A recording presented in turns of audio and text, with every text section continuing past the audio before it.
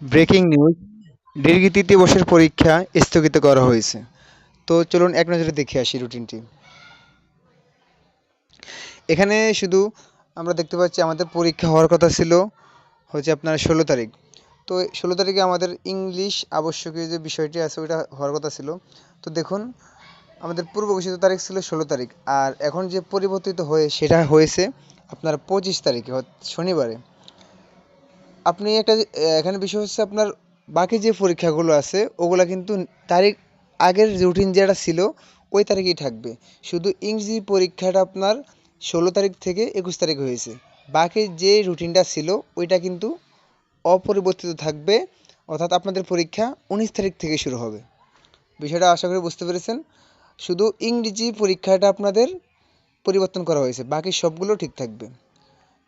আপনাদের আশেপাশের সবাইকে শেয়ার করে দিবেন।